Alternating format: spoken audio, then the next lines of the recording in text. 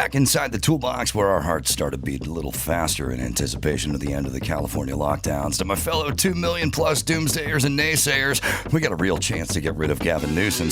But who's going to replace him? I got a dirty sponge under my sink that's up for the job. Let's open up the Van Halen vault, because I'm feeling the love. And when it comes to love and Van Halen, Diamond Dave ain't talking about it. But Sammy likes to ponder the finer points, so here's Van Hagar on the toolbox.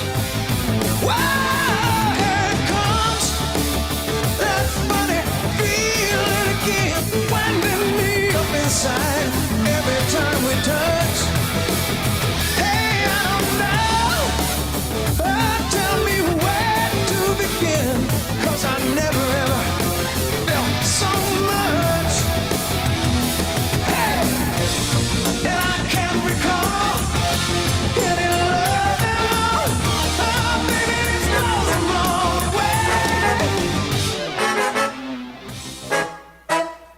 From Carolla One Studios in Glendale, California, this is the Adam Carolla Show. Adam's guest today, Pete Holmes, with Gina on news, Bald Brian on sound effects, and a spirited round of the Rotten Tomatoes game. And now, last night he set his clock forward 7 months to the day we fall back so he can sleep in. Adam Carolla. Yeah, get it on. Got to get it on. No choice. We're going to mandate you get it on. Thanks for tuning in. Thanks for telling a friend. We love that about you, right, Gina Grad? That's right. Handball, Brian. I fuck your daughter. Pete, please. Peter Holmes is going to be joining us. Pete Holmes, one of our favorites, is going to be joining us. Just a good dude. So excited and funny. Excited to talk to Pete Holmes coming up. We got Rotten Tomatoes coming as well. I've been getting some tweets about this Hulu doc, Kid 90. And a few tweets, it said it's got Mr. Bircham in it. Oh. And wow. I didn't see it, but Max Apatow dutifully went and found it. And then we're trying to kind of figure it out. Is it Mr. Bircham? Is it me? I've realized a lot of these old clips from the radio are compressed weird and voice sounds higher. So it didn't initially sound to me like Mr. Bircham, but then it said Lightning was the engineer, and it was at KROQ, and it was daytime, and you could see out the window of the old KROQ adults building, we used to call it, in Burbank. So then I thought, well, now it must be Bircham. It's daytime, or at least it's morning time, and I think I've solved the riddle, because I did Bircham with Kevin and Bean, but this wasn't with Kevin and Bean. But I think I figured it out. So we'll play you guys the clip. And then I think I'll tell You're you what listening to 106.7 KROQ. Next up, we got Punky Brewster, and she's going to discuss candidly her bounce with alcoholism, heroin abuse, and teenage prostitution. Am I right? No. All right, well, pick one of them. So wow, that was Mr. Bircham doing his morning time Bircham show. I believe it was Saturdays on KROQ. I believe it started at 8 or 9. I believe it was like a 2-hour show, and it was like 8 to 10 or 9 to 11 on KROQ Saturday mornings, and I have no idea how long I did that show. I think what happened, maybe Soleil Moonfry, Punky Brewster, was going to be the guest, and she was going to be the guest on Mr. Bircham's Home Improvement show. No idea how that worked, but Lightning was Jay Tillis, was working the board. So he must have agreed to come in on Saturday mornings and do the board for me when I was doing Mr. Bircham. I remember I was living in an apartment in Toluca Lake and nervous because it was like this was my first radio show. I had Solo. I had been doing these spots on Kevin and Bean working up to that. The character got popular enough that they thought, well, give him his own Saturday morning home improvement show. And Lightning was working the boards, who was not the producer of Kevin and Bean at that point. I think he was just the go-get-it guy. I think Frank Murphy was, maybe even Jimmy. I don't know. I think Jimmy produced for a couple of years. And then that was the show that Dr. Drew used to listen to pretty religiously when he would go on his jogs on a Saturday morning, probably with his Walkman radio or something. And that's about the time, the way I got from that job to hosting Loveline was they then went to Drew and they said, who would you like to host Loveline with you? And he was like, the Mr. Bircham guy's funny. I don't know who the guy is. I don't know his name. I don't know if it's an act, but the Bircham guy is a funny guy. Wow. So if Drew could go back and tap himself on the shoulder now. Oh, my God. He would have said, stay the course with Ricky Rackman. Poor man is the man. Poor man had probably been gone for 3 years at that point, and Ricky Rackman from Headbangers Ball had taken over. It's kind of an interesting thing, I guess, if you look at my trajectory and you look at Ricky Rackman's trajectory as well, which is I was a carpenter who got a job at a boxing place using his carpentry to let me try to teach boxing, who then parlayed the boxing thing into meeting Jimmy, who parlayed meeting Jimmy into sort of getting on with Mr. Bircham on KROQ, who then went from doing Bircham on KROQ to doing Bircham on a Saturday morning show, which then led to Drew hearing it, and then which led to Loveline. The TV show, I think, on MTV first, weirdly, and then that gave way to Loveline, the syndicated radio show. Ricky Rackman wasn't a radio guy, and he didn't have a big broadcasting history. Ricky Rackman ran, what was his club? He had a club in West L.A. Oh. Before my time. Yeah. And it was called, it's like Rodney on the Rock had a club, the Really? New England or the New English or the New whatever. Cat House? Cat House. So Ricky ran. Where was it? Cat House in the probably late 80s, early 90s. And Ricky, and I'm sure I'm screwing up this story, but he was in with all the Guns N' Roses and all the different rock acts and stuff who would play the Cat House.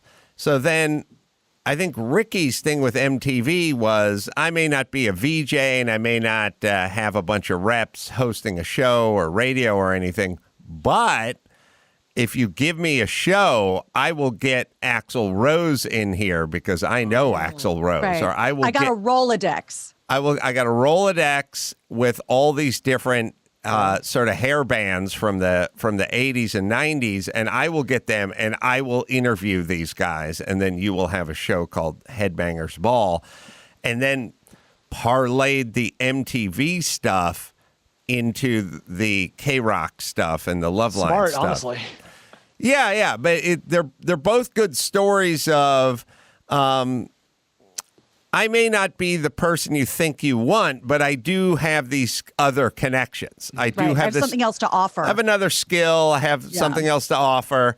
And you should take a chance on me because I will then bring these other things in that you want, which is a good. Most people don't want no experience, meets never done this before. But if you then start laying out other stuff that you do, like another skill set, here's what I could do, they will take a chance on you because at that point they're not taking a chance because they get to get Axl Rose on their network, or in this particular case, for me, Bruce gets to get his heavy bags hung and his speed bags hung and his gym built out, and then they're much more willing to take a chance. And Bean gets to put some shelving units put in. Yeah, Bean. I went to Bean's house and built Well, I built a CD rack that held 10,000 Oh, CDs. even better. Yeah, the good news about CDs, they're small-ish compared to what we used to deal with. And I remember just building them these racks that went like floor to ceiling all the way down one wall and all the way down the other. And then Bean had like 2,000 Christmas CDs to put in there. We got to theme them. Yeah, I don't know. It's kind of weird. I guess we could all say, here's what we like. Like, I like cars, and Gina likes cooking. Brian likes his wife's paycheck. You know, we all have our hobbies, right? Sure, things we enjoy. Our passions. Our passions, right. But 10,000 CDs is a little different than I like cooking or I like cars. I feel like there's something more to that. But anyway. According to the LA Weekly, this article from 4 or so 5 years ago, the venue initially opened on September 23rd, 86. And that was at the corner of La Cienega and San Vicente, which is sort of just on the fringe of Hollywood there. Wow. Yeah. That's a weird place for it to be. I looked and I thought it was like Highland and Melrose, but maybe there's two spots. Yeah. Or maybe it moved. Probably moved. That's right there. The scene is happening there. So, yeah. And I don't know. Look, every club is going to fail. I mean, clubs just Dare to fail. dream. No, it's true. Yeah, they're all going to fail, but you'll get a couple of old pictures of you standing there with David Bowie with crazy hair, or Axl Rose, or whoever came through your club. I was thinking with Rodney Bingenheimer. Was it the King of the Sunset Strip? Was that it, Brian? Mayor the Mayor of the Sunset. Fantastic documentary. Fantastic documentary, because it had all the pathos and all the stuff, all the highs and the lows in it. But yeah, Rodney had that club, and he had like David Bowie and Mick Jagger and all that. It's kind of interesting that that's kind of a rich man, poor man thing, which is at some point, whether you're a comedian or a music act, when you get big enough, you just play stadiums and little miniature fucked up clubs. No, gone are the days with the 1,200 seat theaters. Right. You No know Civic what I mean? Center, no Pacific Arts Center. I'm looking at the Cat House Hollywood website, and literally I had just read the line where apparently Guns N' Roses played the 700-person club the night before they played the 150,000 people at the Coliseum. Really? So I literally just read that. I'm looking at it right now. Yeah, it's the medium, it's the middle that always takes the beating. It's not, I don't know. It's like the 5-star Michelin rated thing, and then the cool trendy taco truck that seems to get all the love. The in-betweeners don't really, we're as a society, we're just not really interested in the middle. We don't like that. No one has time for CPK. Right. We got the story, and the story is playing the Megadome or playing the honky tonk. But either way, Ricky went and did that, and then Ricky did Loveline, and then I did Loveline with Ricky, and that was uncomfortable for felt like a long time, but it's really only like 3 months, and then Ricky moved on, and then it was just me and Drew. But the old guard, I think, kind of liked Ricky at that show. It's also, as I've said, it's kind of interesting. Everyone loved Poor Man, and then Poor Man left, and then everyone didn't want anyone to replace Poor Man, and then Ricky came in, and then everyone hated on Ricky, and then they got used to Ricky, and then Ricky left, and everyone hated on me. So it's kind of a Hakuna Matata. It's a little familiar. Circle. I'm familiar with that. Yeah. It's a good thing that stopped then.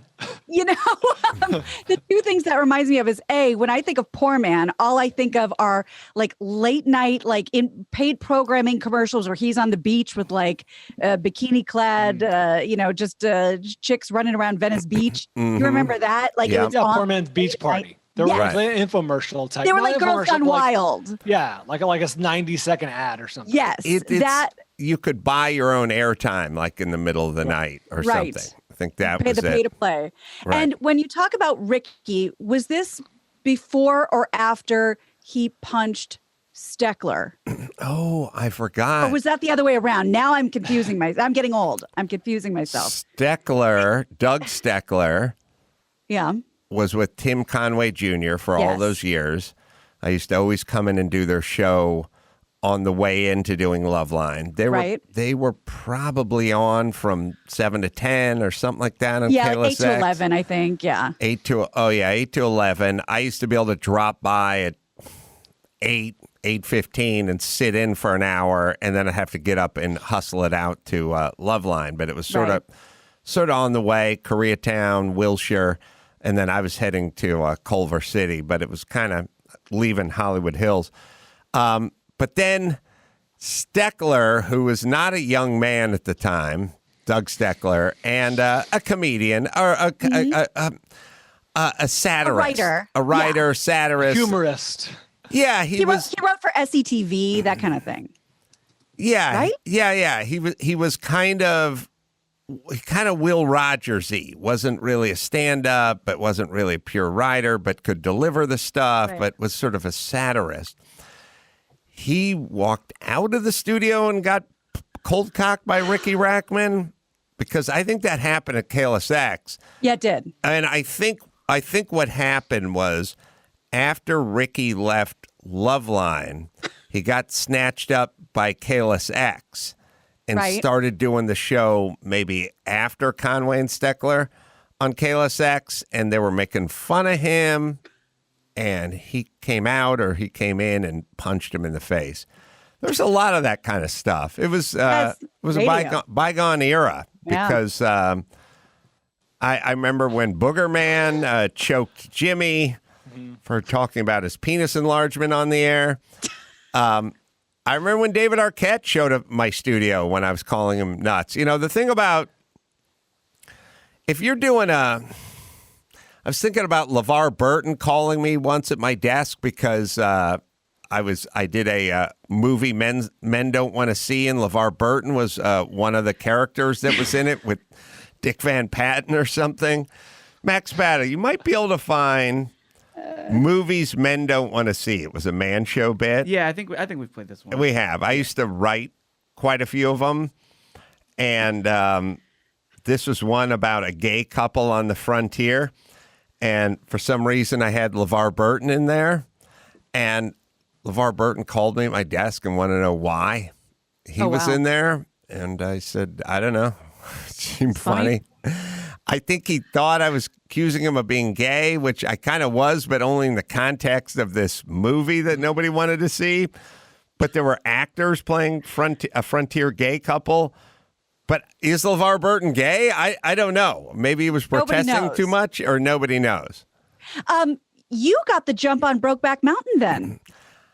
You know what, Gina? I'm glad you brought that up, because this would have been circa. It's been alluded to. It would have been circa 2000. I never thought of it, but yeah, there was a Brokeback Mountain kind of. There were Brokeback Mountain overtones. Okay, I'm looking up the year of that. Do you know, Brian? When the movie Brokeback was 04, 03. I think this was called Frontier Dads, maybe. And maybe Dick Van Patten was the other guy. Dick never called. He didn't want to know what was going on. But what I'm saying is when LeVar Burton called me at my desk in my Man Show office, so it was funny. I got like the call, like, LeVar Burton's on line 3. I'm like, how do you know it's LeVar Burton? I don't know. He said he was LeVar Burton. It seems like enough. I'm like, okay. It was too late. We'd already done the bit. You know what I'm saying? Yeah. But in radio, you could talk about stuff and it would just go out in real time. So when Booger Man was out driving his van around and he heard Jimmy talking shit, it was going to take him about 20 minutes to turn the van around and get up to the 9th floor of the Daltz building. But Jimmy was going to be there when he got there. And, when Steckler was making fun of Ricky Rackman. Right outside the door. They're right in the same building. You can go find him. I see an LA Times archived article from September 11th, 1997. KLSX fires talk show host over office scuffle. Yeah. Ricky Rackman faces a misdemeanor battery charge for allegedly punching station colleague Doug Steckler at the office Monday et cetera, et cetera. Nice. And that's 97. September 11th, 97. Right. So that must have been not too long after he left. He left because I took over in 96 or something like that. It wasn't a scuffle. It's more of like, if you ever see the footage of what happens to the poor Asians in San Francisco when they're walking down the street, a little more of that probably, and a little less. One-sided. A little more one-sided. Yeah. And the Booger Man thing, he didn't punch Jimmy. He was just choking him against the wall of Frank Murphy's office, by the way. I know it's not totally the same, but you got, I guess, invited, for lack of a better way to put it, to Poo Poo City on the air. Yeah, Fletcher from Pennywise locked us in the studio. Had the 5 or 6 members of the police of the Culver City policemen there. They kind of knew us. I think they showed up, but there wasn't much they could do. They were locked out. What else was there to do at that point in Culver City at that time of night? Oh, there was nothing to do at Culver City in that time of night. I knew it well because every once in a while when I walked out in the parking lot at 12:05 and it was climbing into my BMW M3, there'd be a squad car sitting there. Hanging out, and the guys be like, "You want to go?" I'd be like, "Yeah." And we'd pull out to like Washington or Culver Boulevard or whatever, and we'd just sit at the red light. And when it turned green, we would fucking drag race all the way down these empty streets. And I always remember the guy, soon as we got to the next whatever light, he would throw on his rollers and keep hauling down the street because it would look like he was doing something other than drag racing me in the middle of the fucking night in Culver City. For people outside the area of LA, that is impossible to imagine now. Culver City has transitioned into this a little Hollywood. Like, there's just crazy foot traffic everywhere. Tons of nightlife. Right. But back then it was a dead zone in the middle of the night. I'm trying to think. Could we ever find that Man Show bit? I'm scrumming through. You've done it a couple of times. So I know. I think it's called Frontier Dads is what it was called. While he looks for that, speaking of a couple of times, David Arquette crashed Loveline and The Morning Show. I'm still waiting for the trifecta of the podcast. Remember Arquette walked into The Morning Show? Right. Unannounced, like he wasn't a guest. He was just fucking walked into the building. Arquette is heavily featured in Kid 90. Here we go. Yeah, the Arquette story for Loveline is he was being driven, I think, home from a Lakers game, which was at the Forum probably at the time. He's taken the 10 freeway, which is kind of going past the studio. And right about the time, would have made sense, probably about 10:30 at night, Lakers game was done. He's heading back to Malibu, living with Courtney Cox or something in Malibu at the time. And I was just talking, and they were listening to Loveline back when everyone would just listen to one thing. You know, everyone was just, it's 10 o'clock, we'll listen to Loveline. And I was just telling Drew how insane he was and how nuts he is. And then Drew said, "Aren't you worried he's going to show up at the studio and kick your ass?" And I was like, he's too nuts. He doesn't know where the studio is. Even find the studio. He's insane. He can't find the studio. And then 15 minutes later, just came walking through the door. And I don't mean the main door. I mean into the studio. That was a weird moment. He did the same thing in The Morning Show. It was amazing. And that blew my mind the second time. Was he cool about it, or was he pissed? Totally on the show. Well, at least on The Morning Show. But he was nuts, but had the navigation of a salmon. He could find his spawning ground. You know what I mean? Right. There was a part of his brain that didn't process a lot of things, but another part that was dead nuts on in the directions department. Oh, do we have? Well, maybe it is a Brokeback Mountain precursor. Let's see. Next, an inspiring struggle for pride and survival in the Old West. Dick Van Patten and LeVar Burton experienced firsthand the trials and tribulations of interracial gay adoption in the 1800s in Pioneer Dads. They work the land and each other. Oh, yes, they do. I would rather take a bus full of hairdressers to see Snoopy on Ice than go to this dog. Next, from the makers of Forrest Gump, an ironic tale of one man's fight against fate. Robbie Benson plays a calligrapher whose world comes apart after he's stricken with carpal tunnel syndrome in Broken Quills. Look at the cast. This is one of my funnest times of the Man Show, is like sitting around trying to come out. Like, what if Robbie Benson had carpal tunnel, was a calligrapher? Yeah. So anyway, that's what earned the call from LeVar.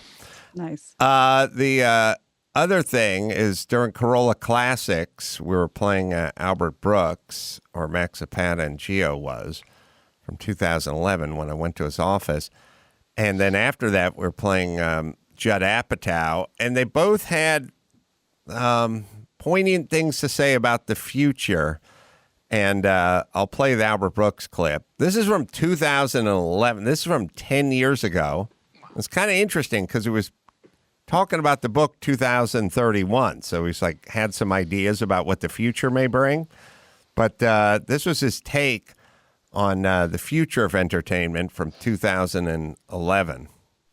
If I could stay home, I would stay home versus perform. By the way, look, you're heading towards that direction. Yes, I am. Look what you're able to do. This is almost staying home. You only drove 2 miles. Yeah, no, that my whole plan was to sort of stay home. Absolutely, and I think that's a big future of show business. I'm amazed at how good Skype is getting, and I don't know why you or me or anyone that people would be interested in can't just have a cup of coffee and put on a nice shirt and turn on the Skype and have a show. I agree. Well, that is kind of what you see when you turn on the TV now 10 years later. Here we are. Kind of wondering how much of it's going to go back. It hasn't saved the occasional technical glitch, hasn't really bumped anybody. They're all just sort of Brady bunched up in those boxes.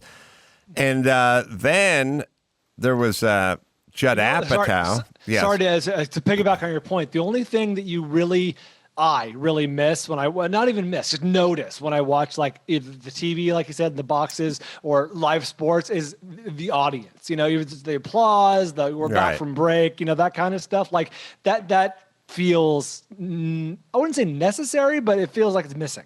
Yeah, I agree, but it won't feel like it's missing to any young person that doesn't miss it, and who grew up with this. Then there's Judd Apatow in 2015 talking about Dr. Seuss. Where Lindbergh was a crazy anti-Semite. We're Walt Disney. We're driving a Ford over there. We're driving a Ford over there. So Dr. Seuss, you see this terrible Dr. Seuss drawings from the beginning of his career. Apparently he drew all these like really racist caricatures of Japanese people and African Americans. They're auctioning one off that is so heinous. I can't even say what it is. Really? Yeah. Well, now my curiosity. So he was talking about Seuss 6 years ago. He knew. Yeah. I'll tell you, guys like Apatow probably are on to what's offensive before it's offensive to the rest of us. Yes. And speaking of that, there was this awesome show on Sirius. I can't remember what comedy station it was on, but I wish I could give the person credit, but it was almost like a radio documentary about comics. And they had a great story about Judd Apatow meeting Steve Martin before Judd Apatow was famous when he was still a teenager. I don't know if he told you that story or not.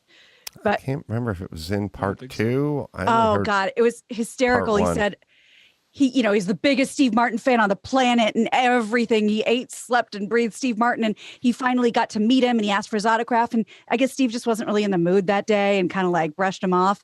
And so Judd Apatow wrote to him apparently and said, if you don't send me an autograph, I'm going to tell every, tour bus around Hollywood exactly where your house is. And I know you don't want me to do that. So Steve Martin saw it apparently and sent an autograph back. And remember, this is when Judd Apatow was a kid. Nobody knows who he is, teenager. And he wrote back, "Excuse me, my apologies. I didn't know you were the Judd Apatow." Wouldn't that be a great letter to have from Steve Martin before you were famous? Absolutely. That would be. I had a friend who mailed. This is when he was a kid, like probably, let's say, late 80s.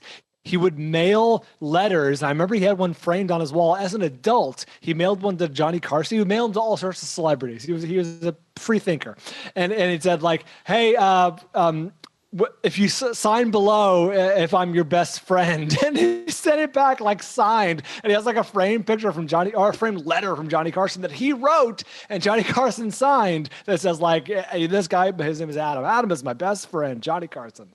I got one of those when I was with the Acme Theater.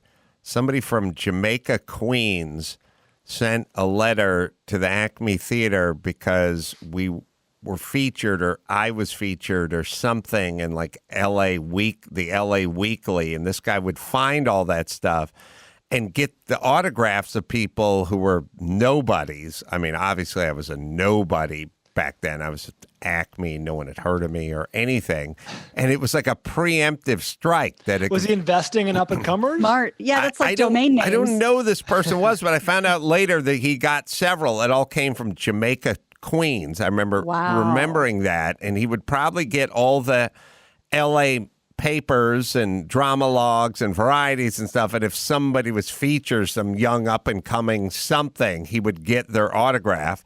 Although he could just do it. I'd sign a bottle of Mangria and send it out to him tomorrow. Now he didn't have to.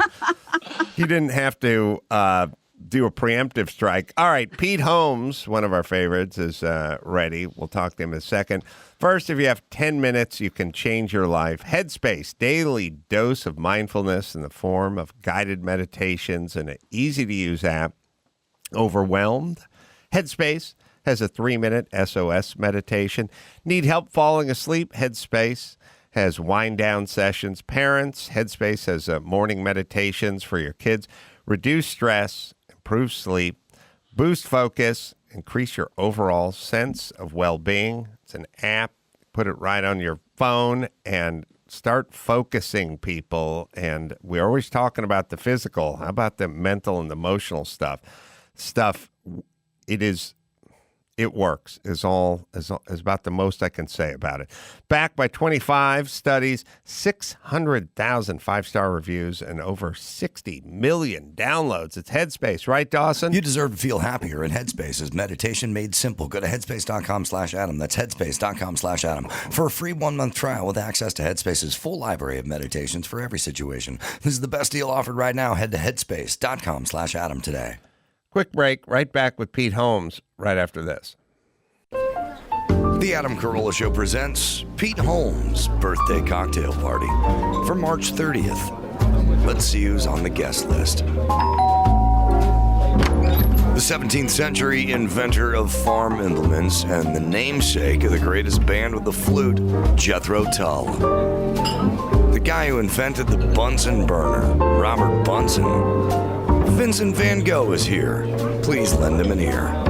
American blues musician, Sonny Boy Williamson. We welcome Warren Beatty, MC Hammer, Celine Dion, Piers Morgan, Nora Jones, the NFL's Richard Sherman, and slow hand Eric Clapton. Pete Holmes is on the Adam Carolla Show. Yeah, Pete Holmes. Good to see you, my friend. Just a list of better guests. We could have Clapton. We could have, I don't know. Van Gogh. Nora Jones. Yeah, why'd we pick Pete Holmes at all the birthdays? That's not how it works. Okay. He's the only one available. The only March 30th available. I apologize.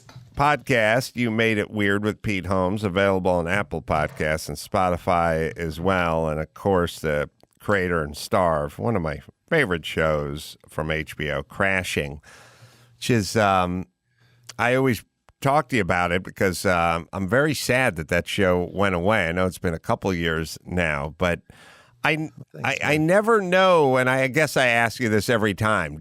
Is there a reason why a show like that goes away, or is that the lifespan of the show, 2 seasons or 3 seasons? I mean, it sounds like I'm dodging it. Like I want to be like, it's money, but that's not an excuse. It was an expensive show. We shot on film.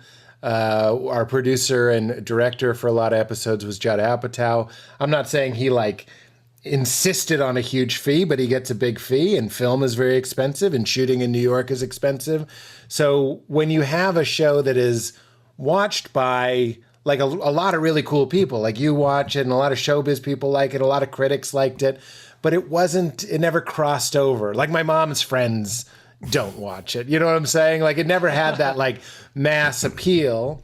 And if you don't have mass appeal, and again, I don't want to sound like I'm trying to make excuses, fewer people watch it and then they just can't justify it. So that's what the head of HBO told me.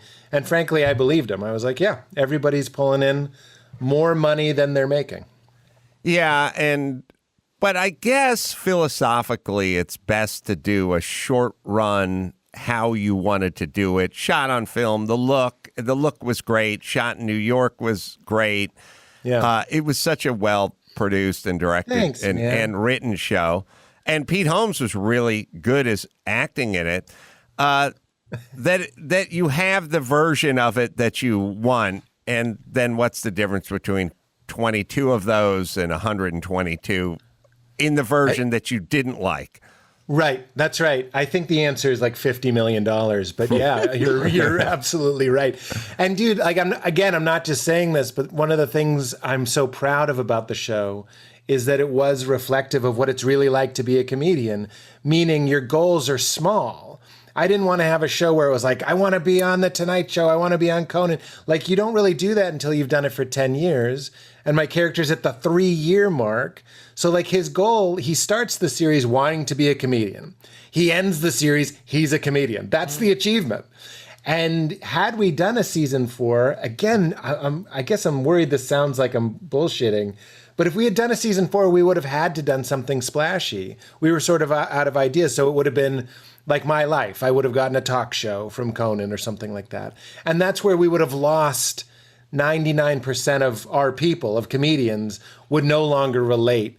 So I'm kind of proud that it was 3 seasons, because that is the experience of many musicians. But maybe it would have attracted your mom's friends to season 4.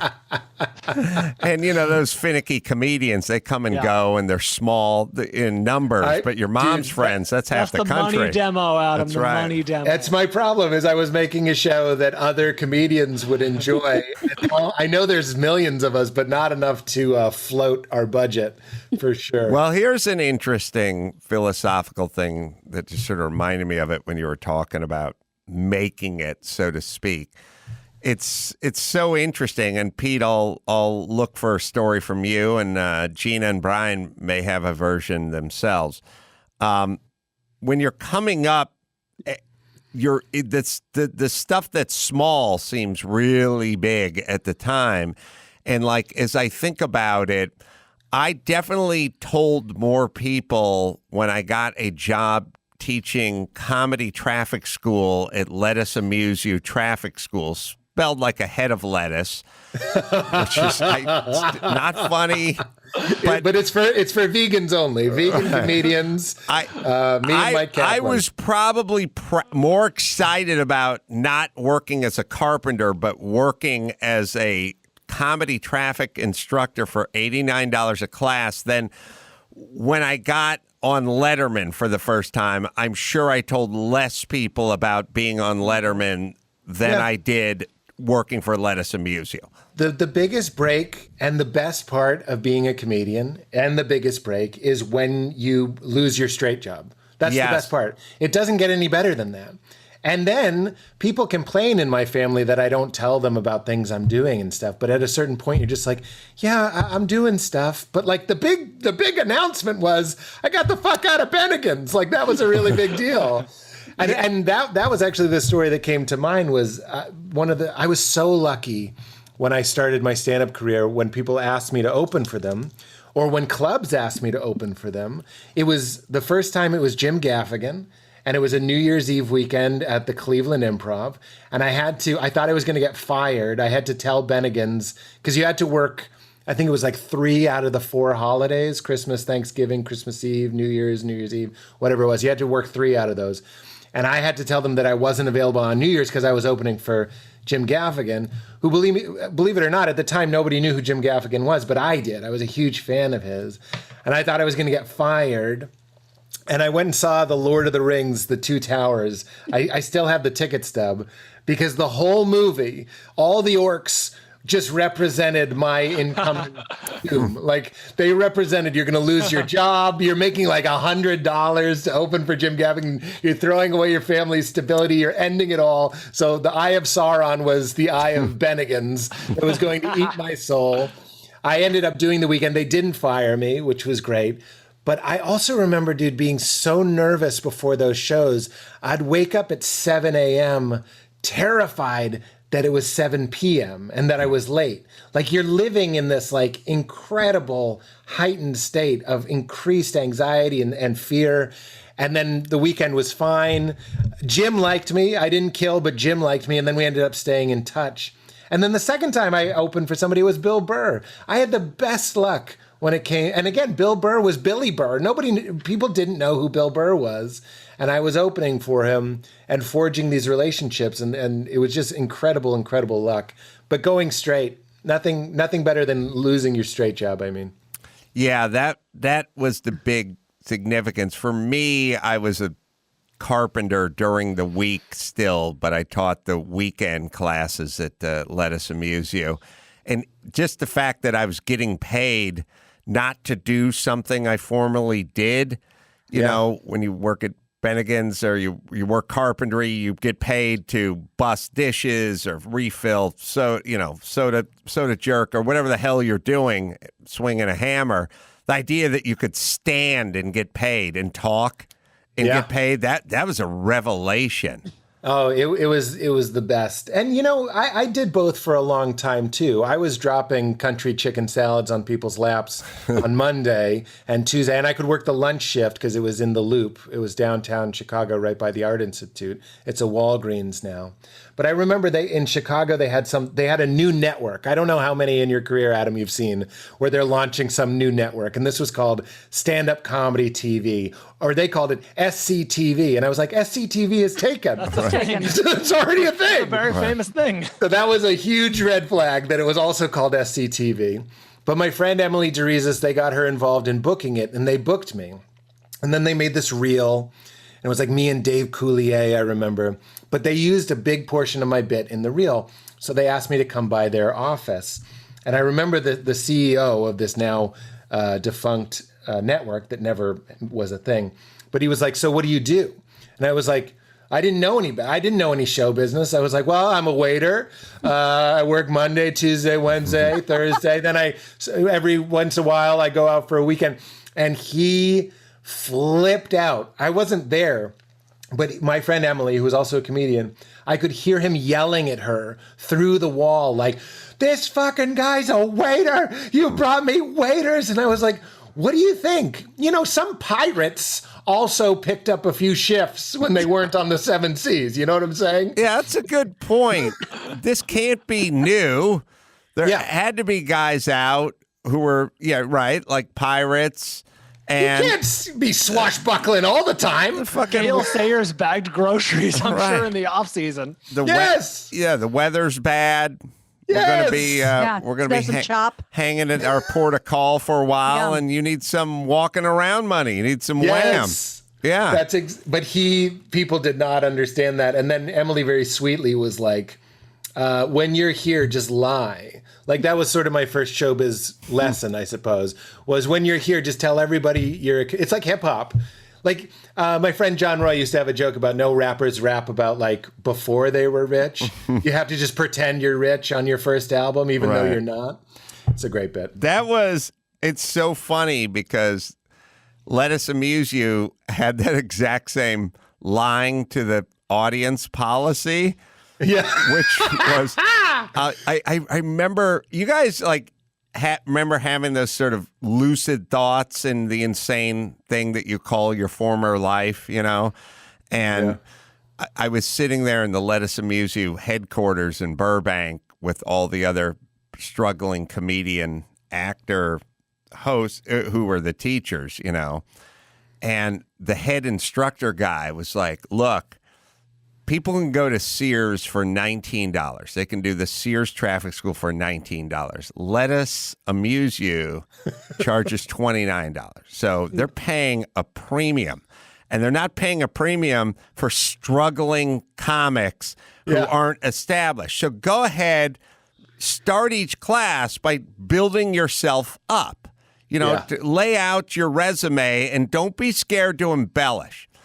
It's the same with life coaches. Life coaches can't be like, this is my first week. Right. Honestly, I could use some help. You got to believe in yourself. They have to. And I always remember I was sitting in the class and I used to teach Sunday mornings at like 8 a.m. and it'd be at like a YMCA in Conejo or Whittier Narrows, or they were always out of town because I was the new guy, so I had to drive, right? So I remember thinking, I'm there at a Holiday Inn, and it's 7:45 Sunday morning, and I got a clip-on tie on. Should I say I just opened for Rod Stewart? Should I say I just got off the road with the Rolling Stones? Like, what story could I tell I just sold out the Improv 3 nights. Like, why would I be in Conejo at 7:45 on a Sunday morning? I love cones. I love cones. If this career was going well, why would I be here? Yeah, that's right. I remember when I left Bennigan's, the manager said to me, his name was Rob, the general manager of one of the most popular Bennigan's in the company's history. So he was a big deal. And I told him I was leaving, and he just with dead eyes, he just goes, New York or LA. He didn't even know I was a comedian. Just everybody there was trying to do something, in show business, most likely. Well, that's another interesting subject, which is if you work at a Bennigan's, you are trying to have a career in something other than working at Bennigan's. And if you work at Let Us Amuse You Comedy Traffic School, you're trying to do something, showbiz, stand-up or write or something comedically. But if you have a job like carpenter, those guys weren't trying to do anything other than get through their divorce and keep their jet skis. That was their thing. It's like, I got to get through this fucking divorce and keep the jet ski. Like, it's interesting. Jobs like carpentry, the only movement is like, I got the Ford F-150. I'm going to get the F-250 with the crew cab next year. It was just a different version of what they were doing, but nobody said, I've got to dance. Something about the rhythm of these hammering nails. I just got to move. It's funny. There's no Let Us Amuse You comedy traffic school lifers. Nobody's doing that. Like, this is it. I'm in. But some people do want to just be in that waiter life because it's sort of like being a comedian. You work weird hours. There's a lot of drinking. Cash tips. Yeah, exactly. You'd always enter your tips at the end of the day and just try and hit the lowest number you could hit. But I was just thinking that working on Rodeo, I knew many career retailers, and they drove way better cars than I've ever driven, and they looked the part, and it just, I didn't get it, but I respected it. But maybe if you're 28 and you're working at Bennigan's and you're talking about making a career out of being a waiter, we should take you to Musso Frank, or we should take you to Dupar's, as a Scared Straight type field trip. Like, honey, how old are you? I'm Bernice. I'm 83 years young. All right, tell this person why you don't want to argue with people over pie when you should be enjoying your grandchildren. The ghost of Christmas future. That's right. Like, just see, this is going to be, you're going to have a huge brooch. Yeah. Terrible dye job. Yes, terrible dye job. You're going to run, you're going to call people hun endlessly throughout the day. What that for you, hun? Yeah. And you won't know why that's weird. They think it's normal to call people hun because they've been in a restaurant for too long. Were you a waiter at Bennigan's? I was, and they called me Moose because I'm enormous. And I was a good waiter. I sort of had a weird trajectory at Bennigan's. My first month there, I was the employee of the month because I was so happy to have a job. I just gotten married. This was my first marriage when I was 22. I moved to Chicago. 9/11 had just happened. So like it was hard to get a job for a beat there. And then I got lucky and got this job at Bennigan's, and I was so happy to be there. I bet you were that way too, Adam. Like I had a really good work ethic, and nobody else there seemed to give a shit. Yeah. So my first month, I was employee of the month, and everybody loved Moose. But by the end, I was really phoning it in because I saw how little effort you really had to give it. And I was abusing the coupon system and running different scams. Everybody was scamming. Anytime there was a promotion in the Sun Times or something, the waiters were all making a hustle off of that. And we did that. Did you do hustles, Brian? There's nothing better than a low-level scam at a job like that. Like my first job was awesome. a grocery store bagger. And like you, Pete, like you get this sort of pride in like, oh, I do this one thing really well. I bag groceries well. And the scam that we had, I mean, it was what it was. Like he's like, oh, this bag of chips just broke open. Oh, God, because someone's got to eat it. We can't throw it away. Yeah. All I had to do was like, oh, the box cutter cut this box of crackers. Oh, I was got to eat it. We had that. Would order ourselves birthday pie because you could order the brownie bottom sundae for free. And we also, like, my favorite scam was when the Chicago Marathon was happening. If you got that terrible shift, which was like 7 a.m. on the morning of the marathon, everybody came into Bennigan's just to get a coffee. And you'd keep, this is crooked, I'm not proud of it, but you'd keep one receipt for a coffee that said like the coffee was $3 or something. And then you just show that to everybody. Everybody's just giving you $5 cash. But the attitude wasn't to just be like a sneaky Pete. The attitude was like, fuck you for making me work the shift. Yeah. No one's eating. I'm getting no tables. Everyone's just coming in and taking coffee. You're taking your pound of flesh. And you make what? $15? Like it sucked. Like it's still, even doing it crooked, you'd still make like $30, $40 a shift. Something had to give. No wonder I was happy to upgrade to MC and make $50 a night. I mean, that was an improvement. There was no scam in the Let Us Amuse You comedy traffic school galaxy. But I'll tell you what the only scam is anyone who showed up just wanted you to sign a certificate and hand it to them so they could take it to the courthouse. They didn't want to be there 8 hours, and I didn't want to be there 8 hours either. So there was a scam at the beginning where everyone just come in, everyone just sign everything, hand it back, and just everyone leaves. And again, it's like be like ripping off a drug dealer. You think they're going to go to the cops? You know, right. like yeah. That was the revelation, was realizing the managers didn't give a shit either. Like you think, oh, it's your manager. What is he, 25? Like, right. He's another guy. I mean, I'd love to know how much of the corporate infrastructure of TGI Fridays is allotted to just like, there's going to be some shenanigans. Because there were scams that I wasn't doing, but people would delete whole bills and stuff. You get stiffed all the time, and sometimes a nice manager would delete stuff off their bill so you at least made a little bit of money. I still remember, I'm trying to remember his name. He's not listening. A friend of mine here. I did thank Matt Neary was my manager. I'm sorry to interrupt, Gina. Yeah. Matt Neary was my manager when I asked for that New Year's Eve off, and I thanked him on my first record, which he has no idea. But I thought I was so grateful that he didn't fire me, because if he said, if you do that gig, I'm going to fire you, I probably wouldn't have done the gig. And Jim Gaffigan ended up working with me a bunch, so it was a big deal. At Bennigan's, or was Jim doing? At Bennigan's, yeah. Okay, okay. I can't even get in touch. I miss that kid that was so nervous to just go like, I'm sorry, I need New Year's Eve off. Like, well, they have 1,000 waiters. It's not a big deal. Like, people were no call, no showing all the time, and I was just asking for an extra day off. Who gives a shit? But I really thought it mattered. I didn't want to be a bad kid. Gina? I want to know if you ever pulled this, though I know you're a very nice guy and you would never have done this, but a little PSA, because I have friends who were waiters in LA, and that's why I always take my receipt with me when I leave a restaurant, because my friends who didn't think that you tipped enough would take the merchant receipt and customer receipt and just scribble in a new tip. Yeah, what are they going to do? I still do that. That is a good tip, Gina. Yeah, unfortunately, I never did that. But you could think about it. Somebody's getting their credit card bill. Are they going to remember that it was $23 or $28? They're not going to remember. So like some people, if you don't leave the receipt, Like you should take your copy of the receipt Right. if you want to prove it. The other thing was a double grad. I don't know if you remember what a double The double drop.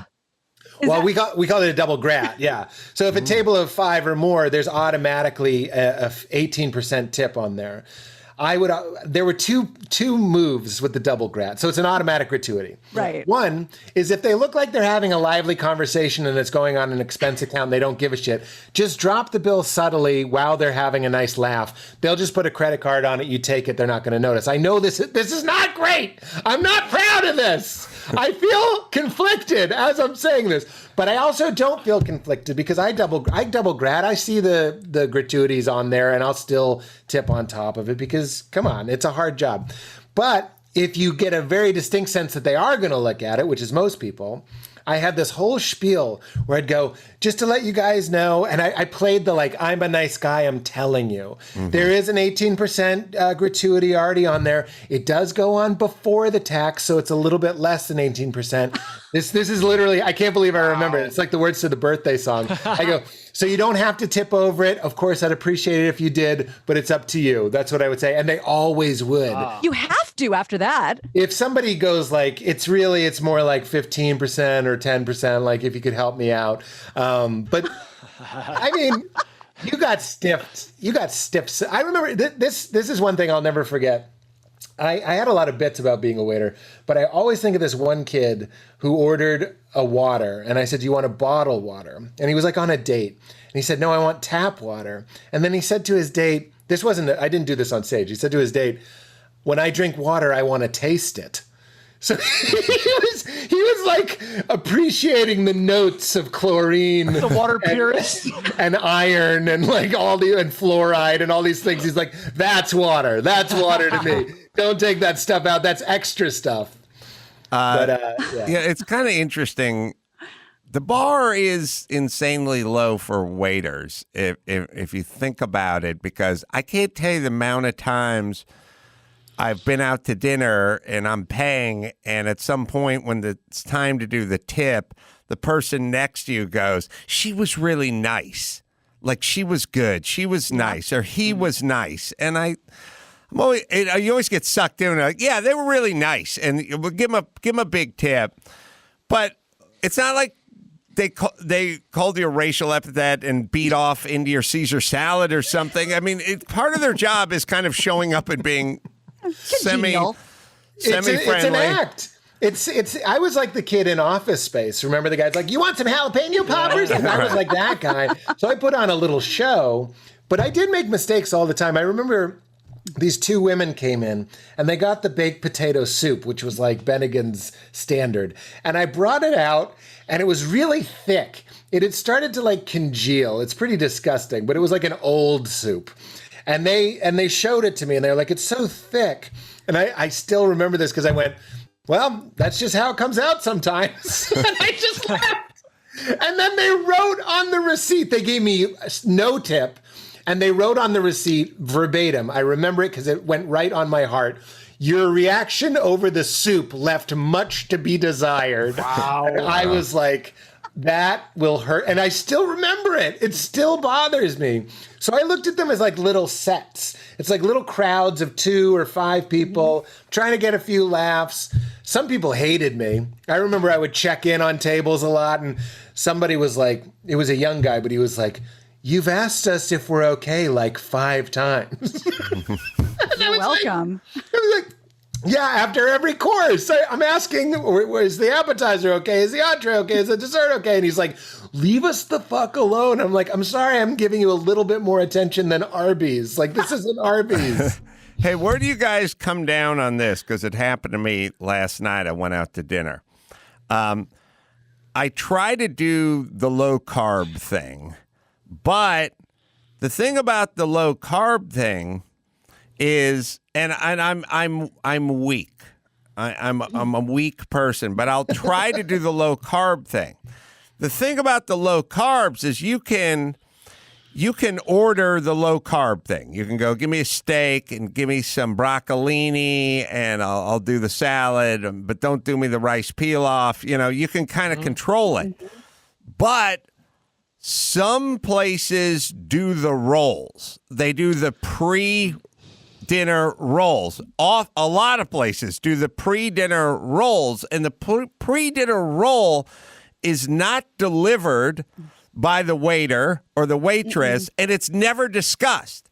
You're just sitting there talking, and next thing you know, a roll comes in and lands in the middle of the table, and then you look up, and there's a guy who's struggling with the language, and he's walking away. He's gone. He's gone. So he's dropped the roll off. And to me, all right, act of God, now we have to eat the rolls. And he dropped off the whipped butter and the rolls. So fuck it, we're going to eat it. So I'm like, I'm not going to sit here and stare at this roll while the butter melts. I said no carb, but he dropped the rolls off. Manna from heaven, force majeure, we're eating the rolls. So why not eat the rolls? Because Adam? I'm not. Why? Because most alcoholics might put together a few days of sobriety, but what if you force them to sit in a bar and watch a Lakers game? You know what I mean? Put a whiskey in front of them. Put a whiskey in front of them, right? What are they to do? There's lots of alcoholics that don't drink. If you could put a whiskey down and then say, I didn't order this, you just want rolls. You're a fat piece of shit and you love rolls. I and you're did not order the rolls. You're pulling in the language barrier. You couldn't say no, thank you. It understands. These Guatemalans and their fucking rolls. I'm sorry. Why make it a racial issue? Just I'm say sorry. no, thank you. I believe it's part of a bigger issue, Pete. I don't want to get into politics. We can move forward, but here we got to be. Pete knows, the rolls and the bread are very often recycled. The untouched, rolls and bread. So. Here's the chips and salsa. Here's the problem. Oh. Devour. Oh, not the chips. Okay, I want to get into that. That's carbs, I devour baby. the roll. I devour the roll. This was last night. Then, 10 minutes later, from over my shoulder, I'm not facing the person, over my shoulder comes a second roll. It's dropped down the table. Then I say, oh no, I don't want the roll. And the guy goes, I can't take it back. And I said, just take the roll back. You did it with the tongs. Like, I can't put it back in the thing. And I was like, wait a minute. Now the roll's my problem? You threw another roll at me. It's the second roll. So I started on the second. I picked the roll up and moved it to the other side of the table because he wouldn't take it back. Now, my thing is that's on you, buddy. Then take the fucking roll and chuck it into the bushes then if you can't. When he dropped it, did he say, sorry, this is how we roll? I'm sorry. I gotta go. Peter. I do this too. I play food games where you go like, this roll, it's going to get wasted. I have to eat this roll now. Sometimes my wife will order a dessert and she's like, I don't want to eat this whole thing. And I come in like a hero. I'm like, I'll dive on this grenade. Right. It's like, really, you can just let the creme brulee go. Like, throw it away. It's fine. You don't have to put it into your body. But you feel like you have to. I can't from how I grew up. I can't do it. Yeah, I understand. It's part of your background. I think about you all the time because I walk my dog. I pick up my dog's poop and I'll put it in anybody's garbage can, and I always hear your voice go, I don't want to smell someone else's dog shit when I open up my can. And I was like, really? Really? Who's opening up the can and taking a deep whiff like a pot of soup? And you're rolling them out. Even if you did, Peter, I promise you, we could do blind tests all. Yes. You would never be able to definitively say that trash can has a tied up bag of dog poop in it. Especially if you have a dog, you'd be like, there is dog shit, but it's not my dog. Wait a second. Now, hold on. My policy is if the can's on the way out, like it's still full, you can throw it at the top. If it's been emptied, then the homeowner has to just retrieve their trash can with your dog's shit. And the first thing in that sacred ground known as one's trash can is your dog's shit. That my thing is not that you can't do it, but you can't do it if it's been emptied because now they're bringing it back up their driveway. But now it's on the bottom. Now you're a good 6 feet away from that little bag of doggy doo-doo. I could say, okay, if we put it on the top and it's full and they come back, they have a banana that they want to add, aren't they getting the same olfactory penalty? This is more symbolic than it really is anything. Don't get me wrong. I'm not lumping you guys in with the guys who shot Lady Gaga's dog walker as part of a gang initiation. It's not as bad. Is that a thing? Oh, Yes. yeah. Not as bad as that. I still feel like there's a marginal practical side to it, but it's more of a symbolism. This person has to pull the trash cans back up their driveway with the poop in it. Now You look, should have little business cards that you hand out, Adam, that say, I don't really care as much as I seem to care about what I'm saying. That's right. It's just sort of my thing. Symbolic. Yeah, symbolic. It's symbolic. It's You can symbolic. drop it on outdoor restaurant tables, like someone who drops a card saying, will you buy this? I'm hard of hearing. Yes. That guy. When did those people get? When did they leave the airport? And did they say, okay, deaf people who sell globe keychains, you're out.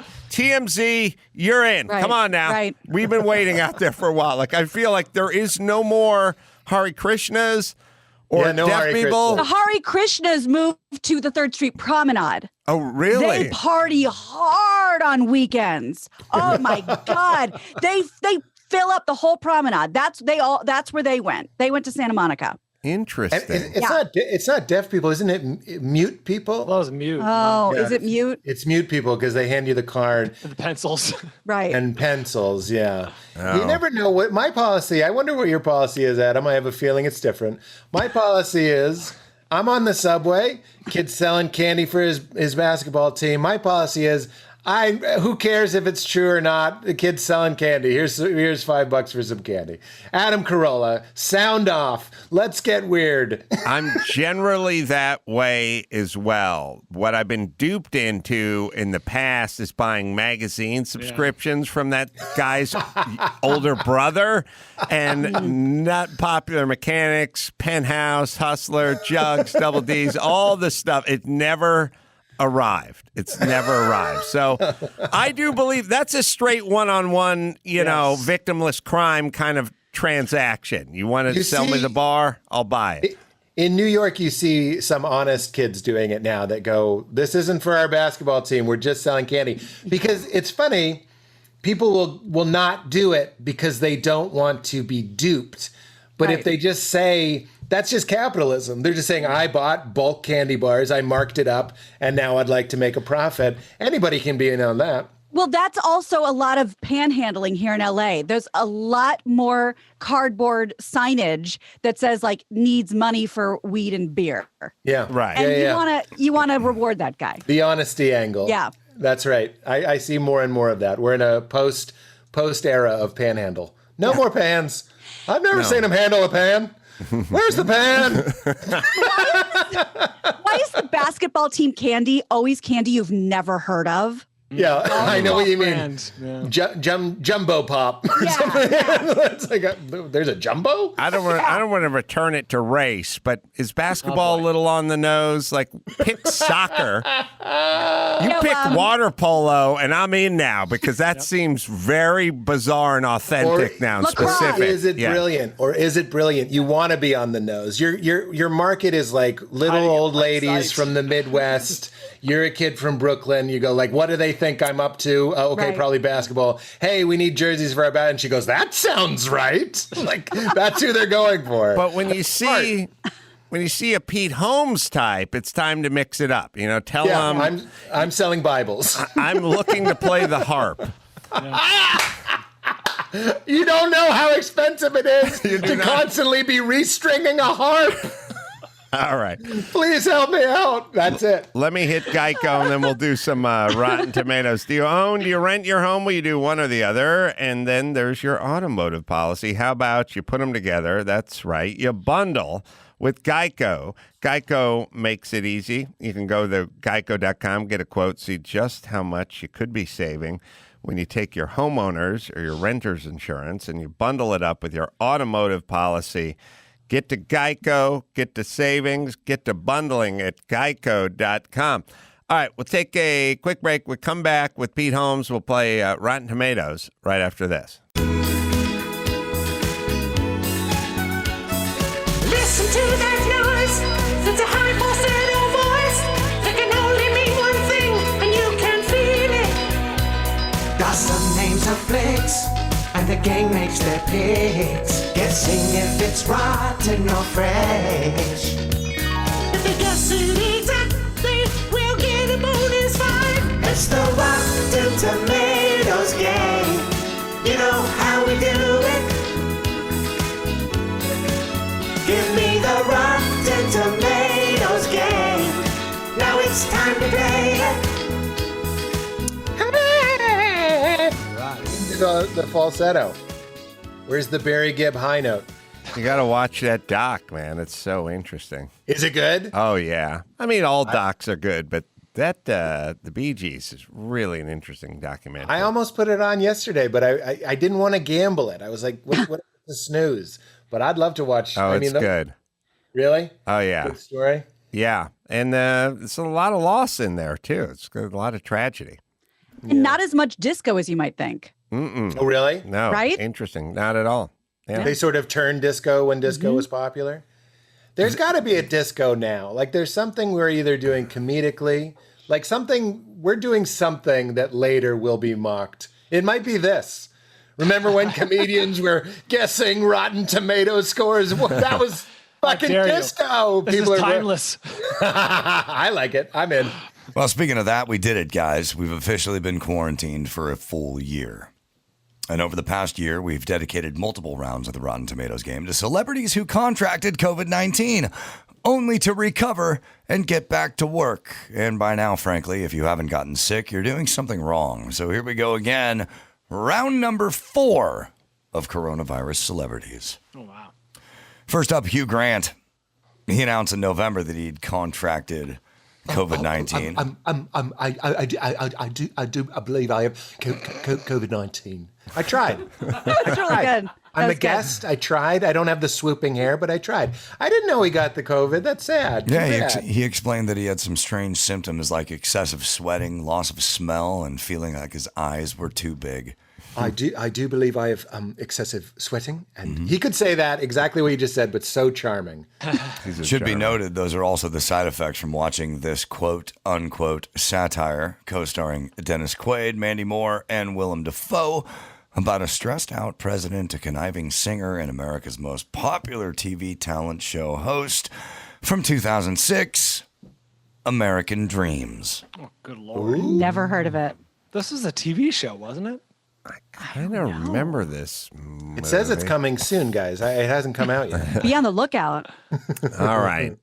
So, Pete, we're going to write our answers down, and then we'll ask you to verbally go first. I have no idea, but maybe it's sort of, if it's a little bit of a satire about America and, these dumb competition reality shows. I don't even know the storyline to this, but it could get a couple of points from the critics if they skew the competition reality shows. Zero idea. I'm locked in. Is everyone locked in? Yep. Yes. Pete Holmes. I feel very confident. Dennis Quaid, by the way, looks like Martin Sheen. What's his name? The guy from The Office. Is it Martin Sheen? You mean Martin? Carell? No, the British Office. He's the Hobbit.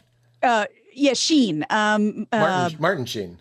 Michael Sheen. We have Michael Sheen. It can't be Martin Sheen. We have one of those. By the way, what Pete did was the equivalent to when you leave the movie and you get to announce to whoever you went to the movie with, the book was so much better. You just do that. Isn't that from The Office? From Steve Carell? Oh, no. Come on, British Office.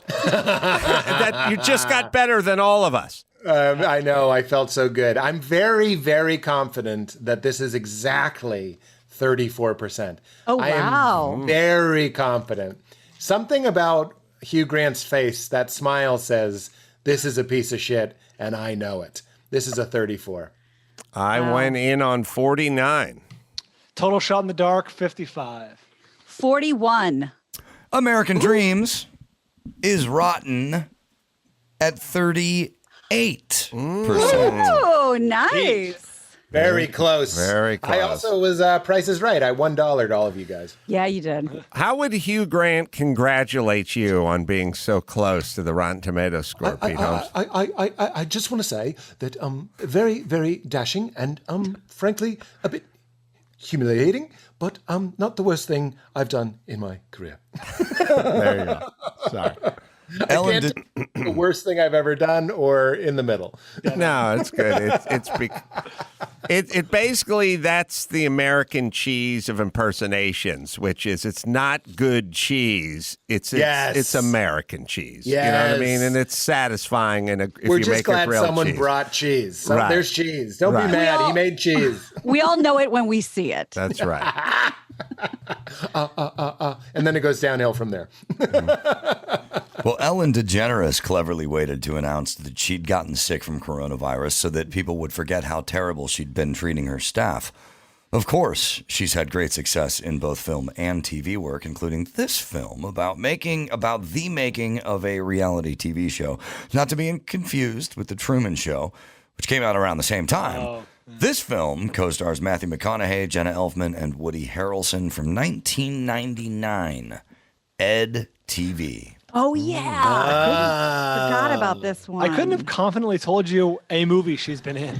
No, she did a movie where she was the star in a rom-com like Mr. Right or Mr. Wrong or something like She's that. also in Finding Nemo, Finding Dory. Both. Oh, you know what? Good call, Pete. Both 100%ers. I was hoping it was that. We all know those are 100%ers. Yeah. They're like 96%. The Mr. Wrong thing or something, it was like she It was was something getting like that. set up on dates. Yes. And Yeah, Bill yeah. Pullman or something. Yeah. I seem to remember that. Okay. It was pre coming out. Oh, big time. I do not remember. It's a Ron Howard movie. Yeah, I think Clint's in I it. think I saw it in the theaters. Come on, Adam. How you not going to see me in Ed TV? Oh, man, that is a lousy Ron Howard. People out here, they might as well be living on the fucking moon. Hey, That's from, there it is. McConaughey, I heard you may be running for like governor of Texas or something. I just want to see this country coming back together. You know, I just want to see people unite and have a good time, live in a trailer down on the beach, take your dick out, just show it to the moon, show the moon your dick, but one of your balls, just one of them. That's Maybe we're just at a point where McConaughey can just go, look, you vote for me, I'll give you a Lincoln with a bottle of Johnny Walker in it or whatever's other Wild sponsors. turkey. Wild turkey. 3D Doritos. You'll get a Lincoln Navigator with a bottle of Wild Turkey, and that's about all I'm going to say about running. All right, they liked it. Ron Howard's great, right? I mean, This. Am I going first again? Hold on, we got to. I feel very strong. We got to lock it in. Well, we mocked you the last time you felt strong, but now we're listening. Well, look, up at Pete. I'm going to say, all right, I'm in. Everyone in? Yep. Here we go. All right.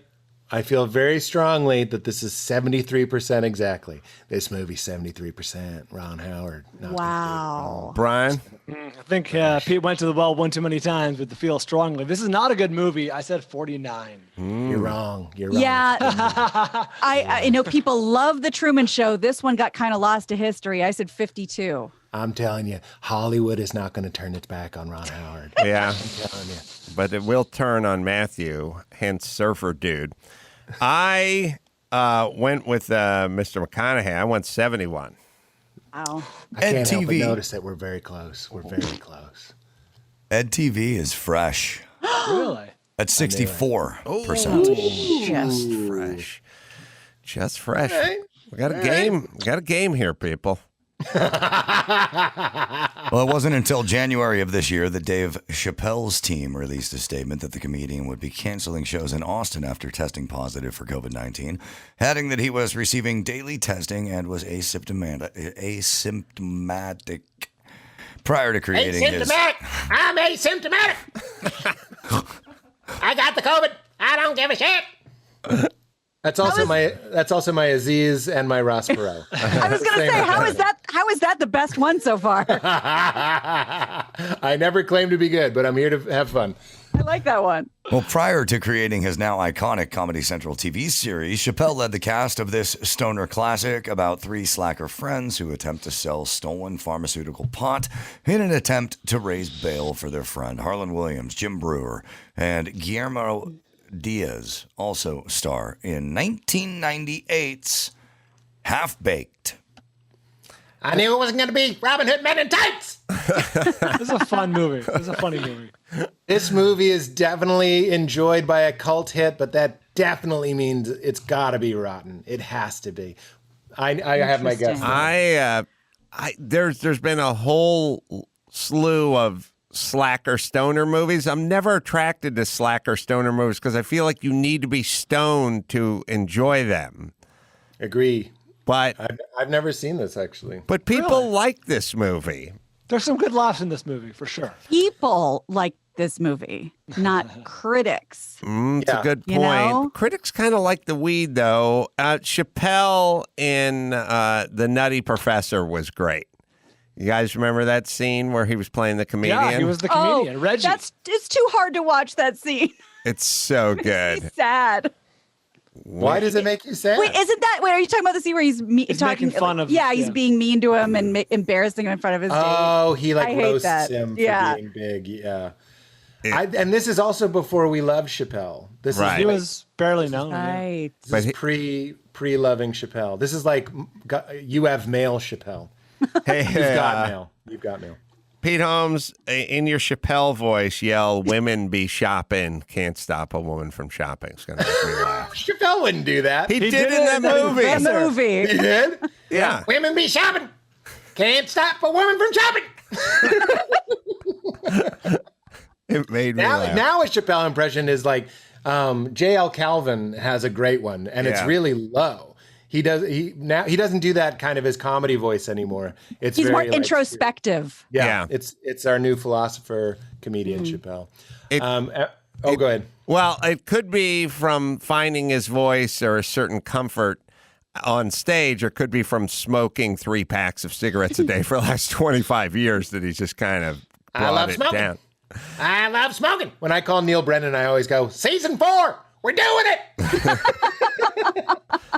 Neil. I think Chappelle may be one of the last guys who can smoke a cigarette anywhere, and I think Snoop Dogg may be one of the front runners for smoke a joint anywhere. And I know we talk a lot about systemic racism, but the two biggest smokers that are still where people can kind of look the other way, like you wouldn't go, hey, put that out. There's no smoking in this club or whatever it is.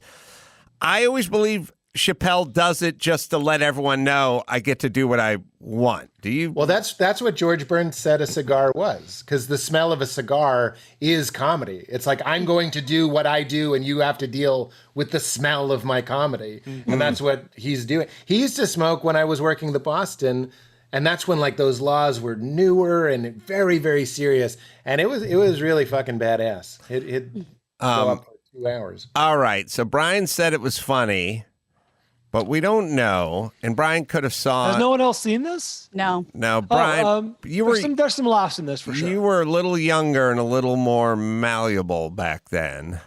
True. I'd say. My sense of humor wasn't as sophisticated as it is now. Right. I think I didn't hear it was a great comedy, but it's the kind of thing that the critics could kind of think was fun. I am going to lock in Pete Holmes. What do you have? 58%. Ooh. 58. We did our best. I've already fallen y'all behind. Sorry, Dave. I've already fallen behind, so I'm swinging for the fences. I went real low at 33. What I think is low. I stuck with my guess from last time. I stayed 52. This could have been on Brian's prompting. I haven't seen it, but I went high, barely fresh at 61. That was my other guess. No joke. I was like, it's too beloved by fans for the critics to also like it. Oh.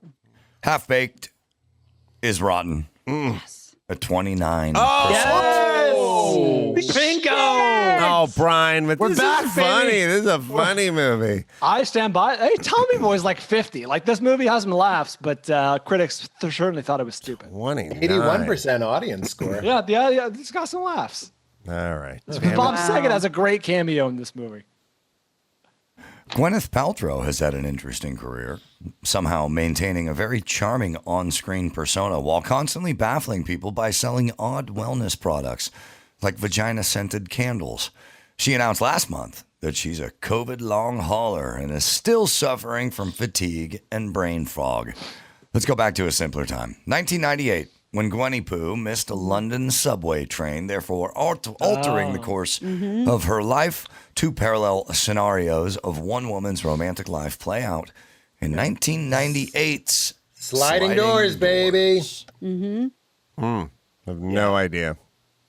Oh, yeah.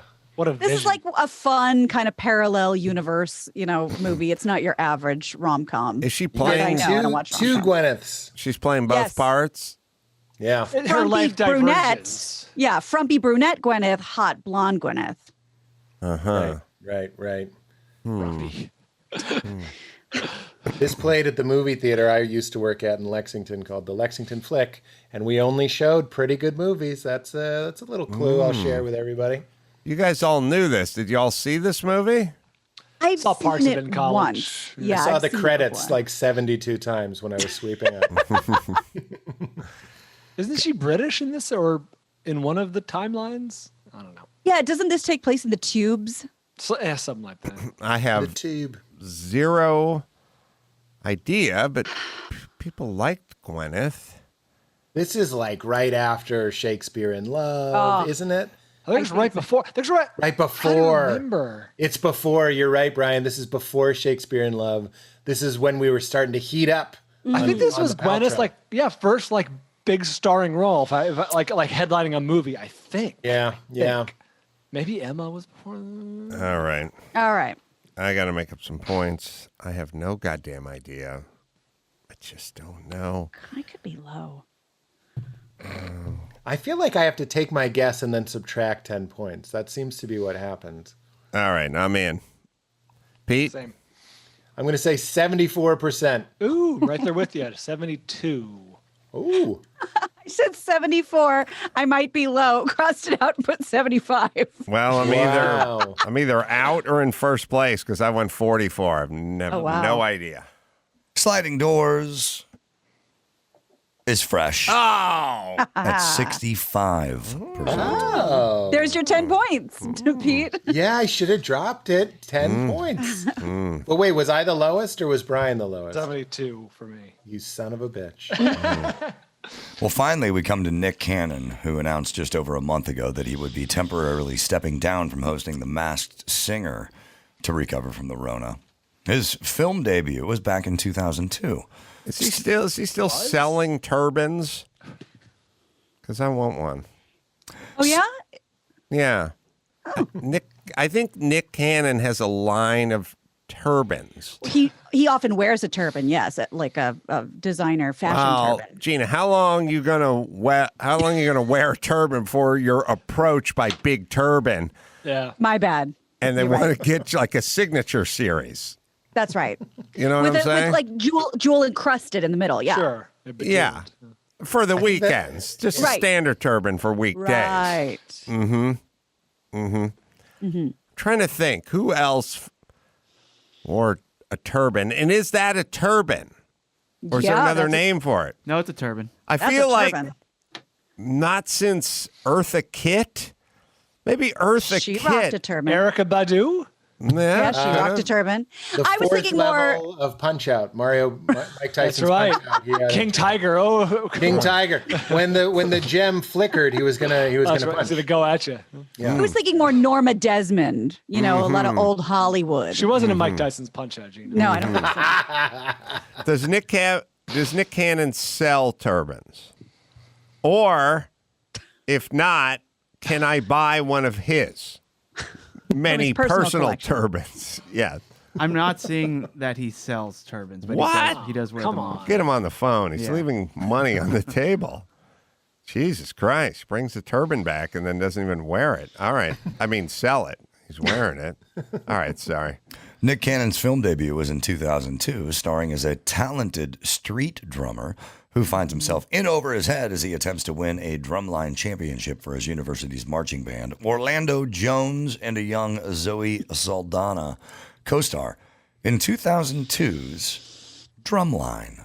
I have no perception of these movies at all. Yeah. Drumline. Could be good, could be bad. I have no idea. Time is game time. I'm with Brian. I don't support the African American arts either. That's what I was getting Brian. at. I'm glad you went first on that one. So, let's see. Oh God, what was Orlando? I feel like this was at a time when there were a lot of movies like this. There were. Yeah. There was the Bring It On. You got served. You got Yes. these were popular movies. Orlando Jones Yeah. was the 7-Up guy for a little while. Yeah. Right? That was his breakthrough. Yeah. And you know who he replaced? He replaced the other black bald man, not that Orlando was bald, but they're from the 70s, who was the Uncola guy, the guy, the Bond villain guy. You remember that one? Toto? No. Never had it, never will. Yes, there was 7-Up was they were well ahead of the diversity game because in the 70s, Jeffrey Holder was the Uncola black man who was the kind of spokesperson for 7-Up. I think it's like Coca-Cola was doing all this America and join hands and all this up with people kind of shit, and 7-Up in like 1975 just went, fuck it, we're gonna cuckold your ass, Coca-Cola, with this dude. And this dude was in the Bond films like Live and Let Die or something. He was like a priest. He was like a Jamaican that priest. took place in Jamaica or in the islands or whatever. Right. Live and Let Die at 7-Up, I think is it. Yeah. We got to find that commercial. All right. I was doing. Oh, we got it. We got it. What year is this from, Max Apatow? It doesn't say. I was doing nicely, and then I fell off a cliff the last two. But here it goes with the Uncola. A word of advice. Beware of the imitators. Clear soft drinks that compare themselves to 7-Up. The one and only Uncola. The real test lies with you, the people. And you buy more 7-Up than all other clear soft drinks combined. Let them compare all they want. You have made 7-Up number one. The people have spoken and the choice is clear. The Uncola. I'd like to bring this full circle for you right now because this is the person I didn't name in the turban conversation. I believe that man played Punjab in the movie Annie, who wore a turban. Wow. So you're welcome. All roads lead to turban. I would like to be Pete Holmes. Oh, you be the actor, and I'll be the engineer, and we'll try to see if we can record the Uncola VO because he was like the Uncola. Okay, ready? Yeah, I am ready to go. All right, so I see the tagline is just H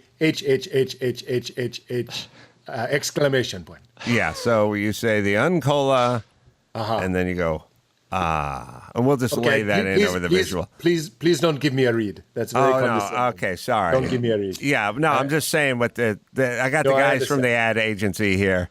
I understand. They just said they told me to tell you. I think I got it. Ready? Roll. Okay, I'm rolling.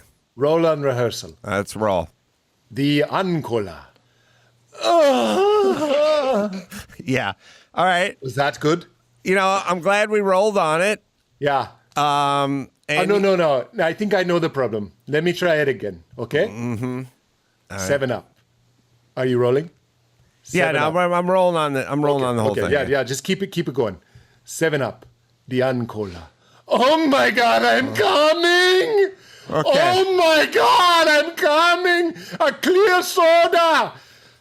Okay.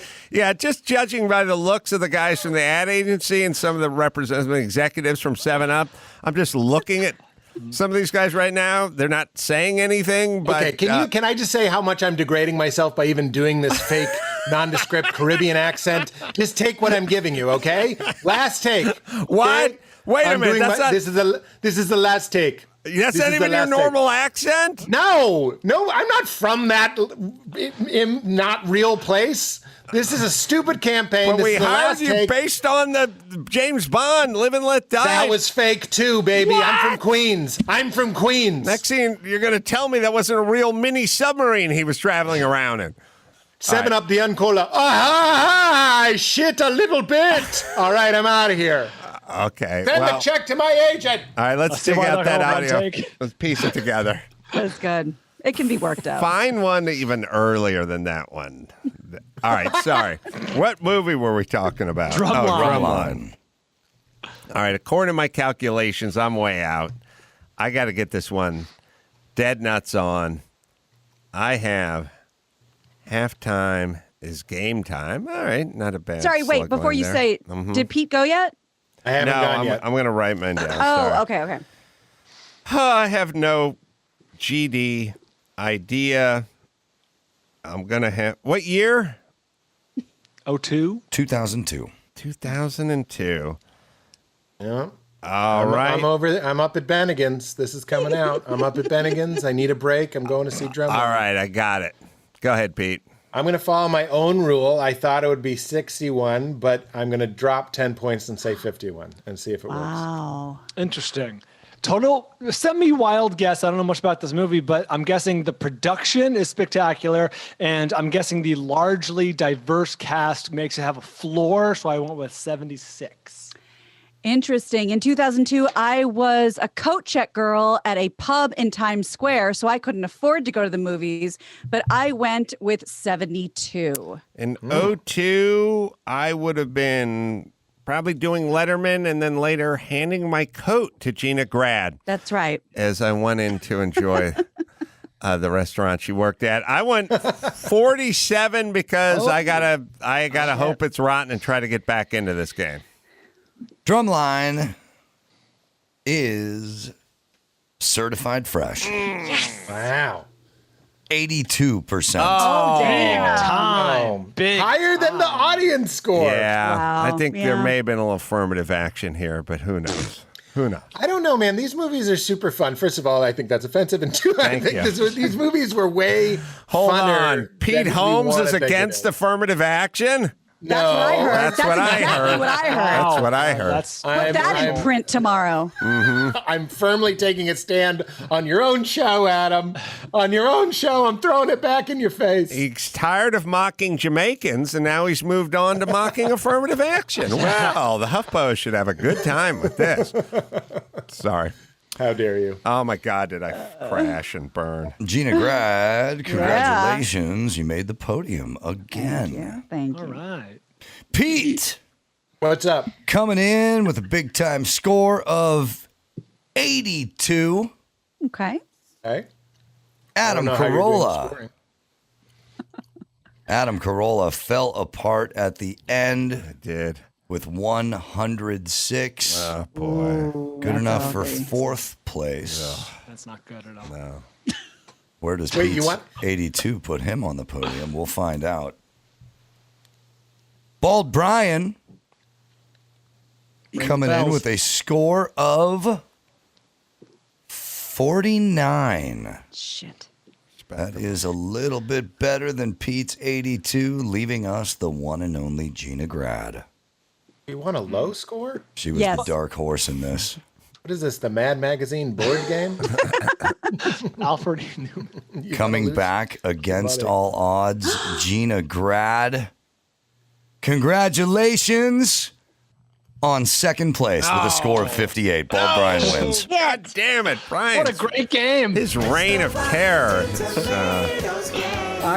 He's unrelenting. We're going to have to hire a professional, come in here and take him down or something. We need a ringer. I don't know what's going on. Brian's I been do host a winning movie lot. podcast, which Pete was a guest on for an excellent episode, Top 5 Philosophical Films. I'm a big fan of You Made It Weird, and Pete's a deep thinker, so I knew he liked some certain movies, and we got into it. We did. I remember that. It was years ago. It was 5-6 years ago. There Will Be Blood, I'm sure.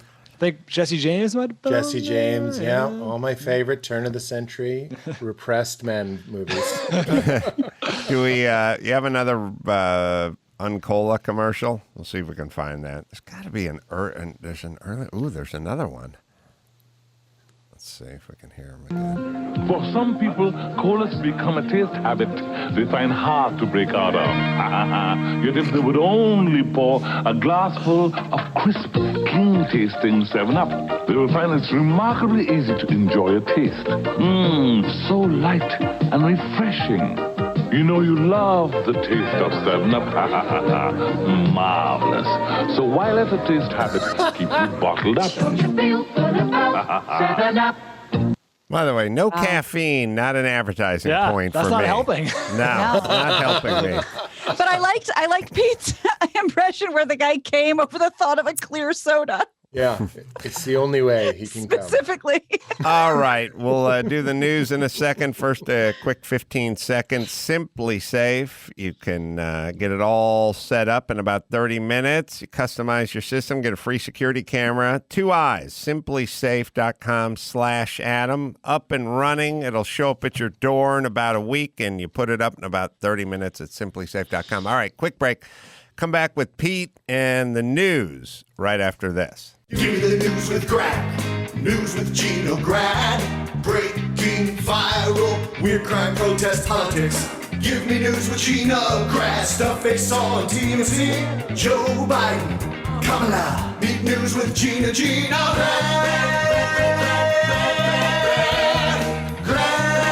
The news with Gina Grad.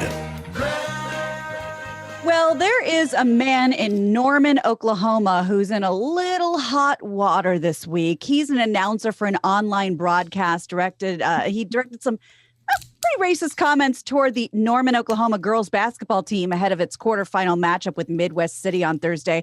Matt Rowan. Well, were they not playing well, Gina? This was before the game even started. Adam, are you coaching basketball now? I'm just saying, if they weren't playing well. No, that we didn't even know yet how they were going to play. All right, well, then there's no excuse. Thank you. Matt Rowan, the owner and operator of the streaming service OSPN, told the Oklahoman he was the person who made the racially insensitive remarks. A live microphone caught him making these comments after members of the Norman girls basketball team kneeled for the national anthem. He was not a fan of that. I do have the audio, by the way. He apologized Friday and blamed his racist tirade on his low blood sugar. Because I'm hypoglycemic, and you should hear me when I need a piece of cheese or some nuts. I heard this excuse. Did he have any other instances? The rest of it, presumably he didn't have a lollipop the rest of the game. Did he have any other instances of outrageous verbal behavior? It's kind of the Twinkie defense, but maybe the other direction. I'll tell you what you need to do. Every announcer, you need to set the table by going like, the game started and I'm super hungry and I'm feeling a little lightheaded right now. But man, these Irish people, yuck. Just a reminder. And then later on, when you get busted, you go, well, I have a rich history of having a low blood pressure and then saying inappropriate things about cultures. That's right. I have 2 clips. The first one's longer, but it's a little harder to hear. He says, because they're kneeling during the national anthem. He says, they're kneeling. I hope Norman gets their ass kicked. F them. I hope they lose. Drops N-bombs. And then he says he has another little snippet at the end before the stream cuts out. So here's N-bombs. Here's the first. Here's the first clip.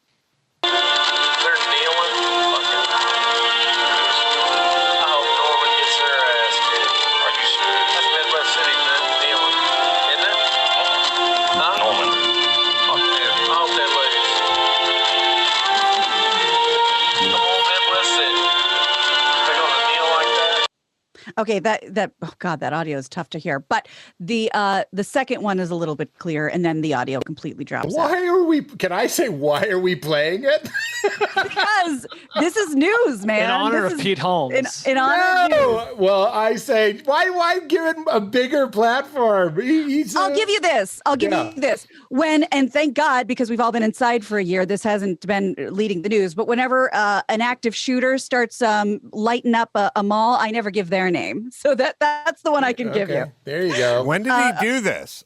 This was Thursday. Here's the other clip. Get caught up on my TMZ. They even salute the flag.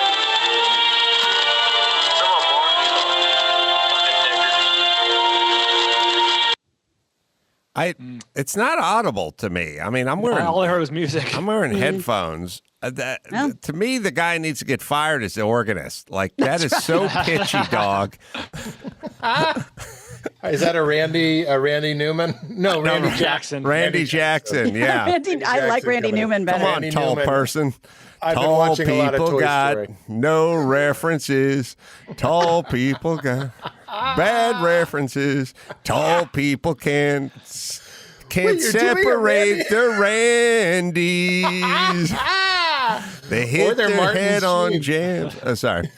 Yeah. Well, let's just bundle these together because they both hit the news cycle about the same time. And this one's much clearer audio. Miami Heat center Myles Leonard now suspended from the team facilities and activities for a week and fined $50,000 after using an anti-Semitic slur on a video game live stream earlier in the week. The NBA announced that the punishment against Leonard they announced it on Thursday. The Heat said Tuesday he would be away from the team indefinitely. He'll also be required to participate in cultural diversity programming. So this was on Twitch, and he was live streaming to like 70,000 people. It's been watched. How old is he? He kind of has a Ryan Lochte thing going on. Especially with his blonde hair. Sorry, Gina, but he said kike, right? Was that his thing? I think it was kike bitch. Oh, kike bitch. Something like that. Well, I have it for you. Yeah. 2 for 2 for Gina. But 29. What I'm saying is, I heard this explanation where he didn't. I'm trying to think. He said he didn't know what it meant. There's some version of his story where video gamers or other guys he played with like said that, and he was saying it. I don't know what he knows. It seems weird. It seems too random. Do you know what I'm saying? Yeah. But the funny thing, I mean, I guess it's kind of funny about this audio is he's having fun. He's playing the game. He plays it. His phone's ringing. Hello.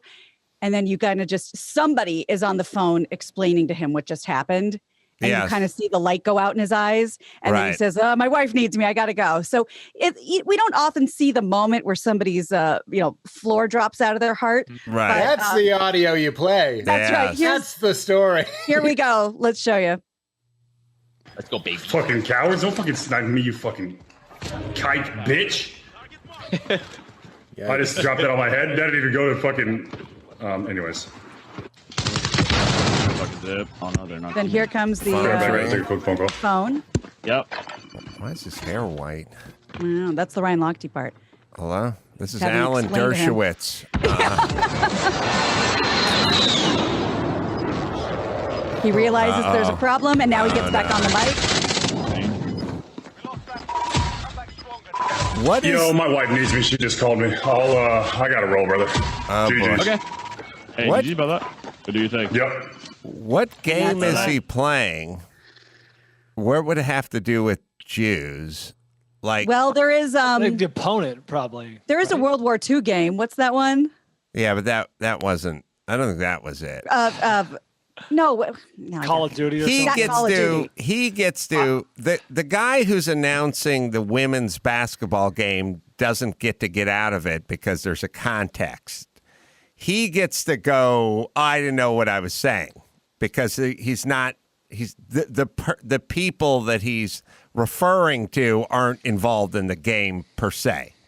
But he we just don't know. might have thought it was a bad word, or an offensive Right. word. I think that's probably his thing. I'm just harping on how low his voice is. He sounds like when I was in junior high before my balls dropped and I would pretend to have a deep voice. That's what his voice sounds like. Well, he's 7 foot. He is 7'1". Oh, is he really? Yeah, he's a big boy. Okay. Where's he from? Is he I have a from high somewhere? voice. I'm 6'6". Born in Virginia. I mean, he's American. All right. Well, So let's stay with the sports ish for a minute because a Pennsylvania woman is facing multiple harassment charges for allegedly creating deep fake images and videos and using them to anonymously cyberbully her daughter's cheerleading squad, according to NBC News. You guys may hate this woman, but I wish my mom loved me enough and had enough energy to go to bat for me. When my unicycle was stolen by a guy I had to lend it to because I broke my arm, and later on never returned. And I said to my mom, he stole my unicycle. Like, go talk to his mom, get my unicycle back. And she was like, well, you know, you win some, you lose some. I'm going back in my room. That's just a mom who doesn't want her son riding a unicycle. That's what that is. Yeah, but it wasn't limited to unicycles. It included go-karts, mini bikes, and hugs. And hugs, Pete. And hugs. Mostly hugs. Well, maybe she wishes that she could have deep faked as Morgan Freeman and given you a hug. It would have been nice. So whoever this woman is, I still would have traded my mom in for her any day of the week. Well, we have a mugshot if you want to get an idea. Her name is Rafaela Spone. She's 50. Oh, yeah. She could love me. Oh, my God. She harassed several of the staff and members of the Victory Vipers cheer squad in Daleston, PA. She allegedly created digitally manipulated images and videos that known as deepfakes that falsely showed her daughter's teammates drinking, vaping, posing nude, all activities that would get them kicked off the squad. Police wrote that they identified Spone by searching the phone numbers that anonymously sent bullying text messages, like blackmail text messages to the cheerleading squad. There was no indication her teenage daughter even knew about it, but she is being charged. That's a mother's love for you. Yeah. Adam, to what end? Yeah. Do we? Why? Deepfake is going to end everything. You won't be able to prove anything is or isn't real. That's right. I mean, we're really entering into a new phase of post-truth. It's like, I have a video of it, and it's like, big fucking deal. Yeah, I have you on tape. Yeah. So what? I could make that on my phone. Doesn't mean anything anymore. Yeah. It's really fucking crazy. Pete, Adam, you've said that.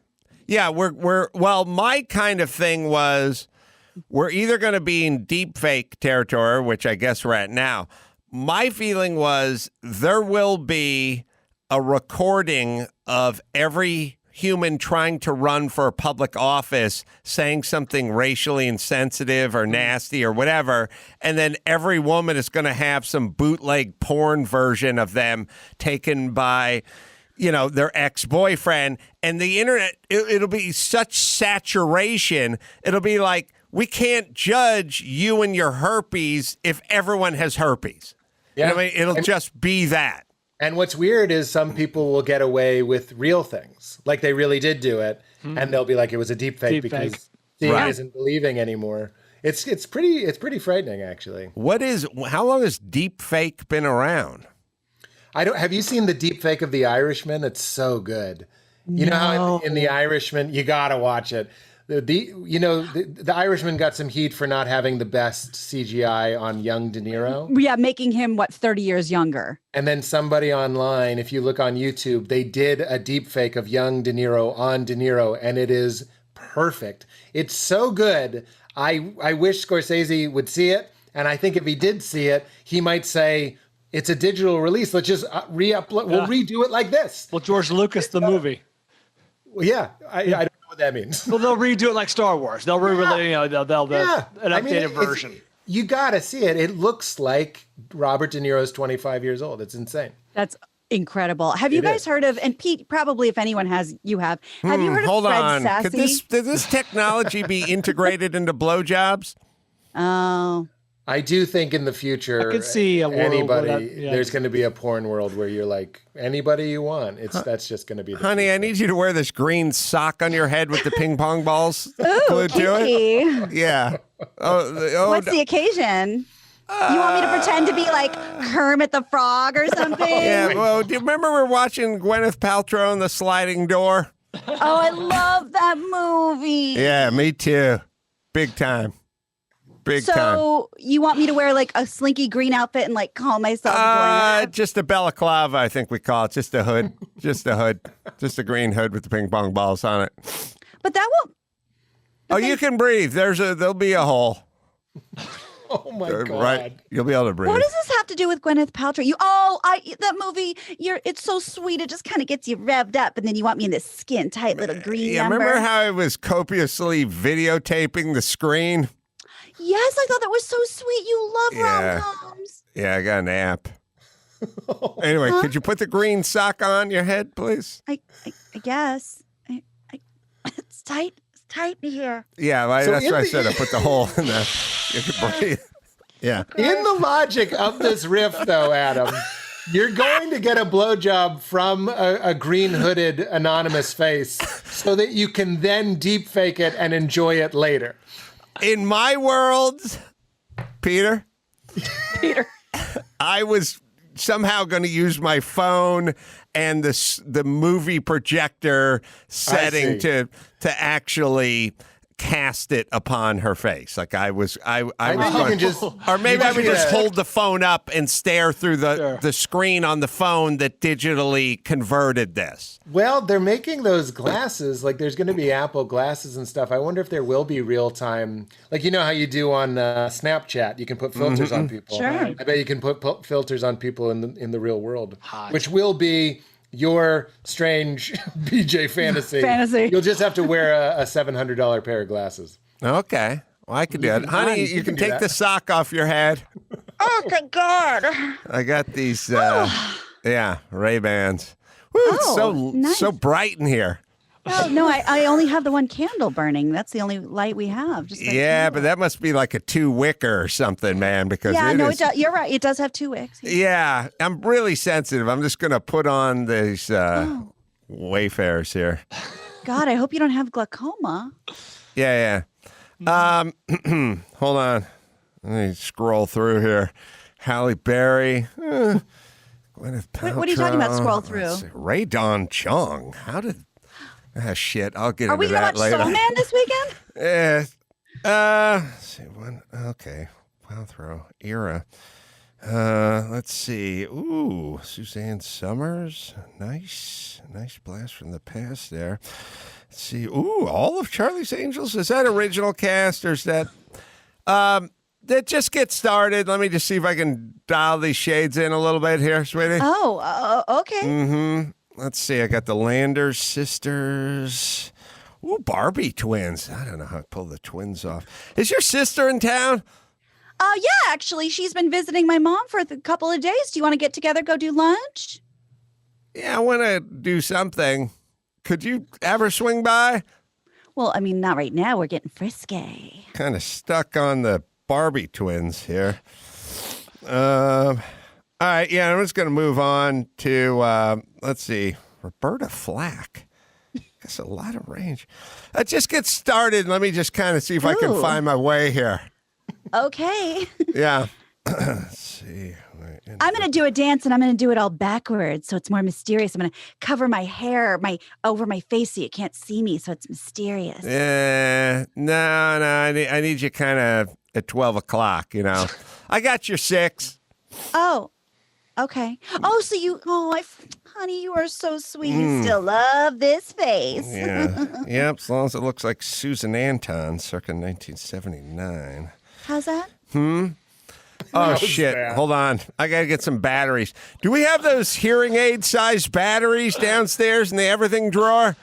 Well, Grandpa Gene did leave some things behind. And let me just go see if I can get the right battery. These damn sunglasses are crapped out. Do you really need those now? I mean, it's midnight. We just have the one candle. Ooh, Adrienne Barbeau. There must be a whole 70s setting to these things. Let me just go down and get that battery. Just kind of stay in that poised position. Okay. The kids aren't down there, are they? Yeah. You know, just hand me the towel. Okay, sure. Yeah, I'll be just fine. Just the washcloth? Okay. Oh, how dare you. And scene. I thought you were going to choose Mayor McCheese. Oh, no. Oh, yeah. That's the ultimate. So I just sent Kaylin a shot. I don't know if you guys have heard of Fred Sassy. This is by the South Park guys. This is Trey Parker and Matt Stone. They do this crazy deep fake on YouTube of Donald Trump. And, I guess I didn't get it. It is real.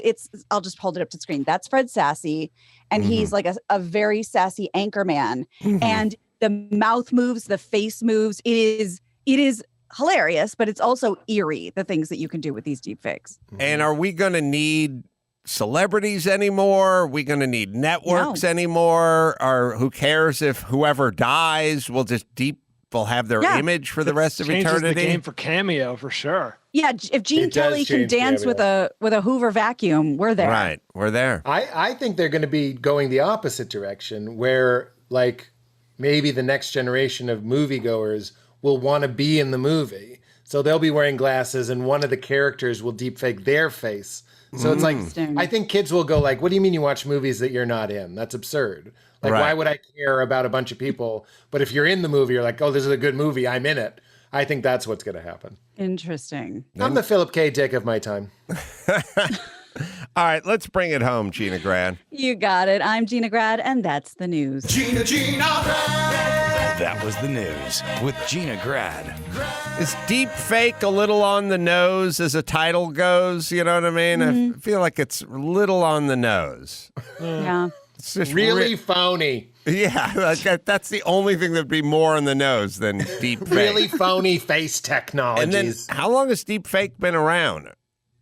They've gotten really sophisticated in the last, year and a half? Yeah, that famous video of Bill Hader doing, a Tom Cruise impression on Late Night, and then the morphing into Tom Cruise's face. And, that was a couple years ago. All right, got to look into it. Let me hit Geico. Last but not least, there is Geico. Do you own? Do you rent? Well, you do one or the other. How about you take your automotive policy and you get your bundle going at geico.com. It's a good thing, too. You got so much to do already.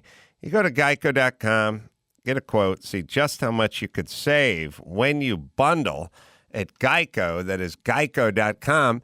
I am going to be at the Virginia Street Brew House this weekend, March 19th, 20th, doing stand-up. That's in Reno. And then Los Angeles, Jam in the Van Speakeasy, March 25th, 2 shows there. Dawson's going to be there.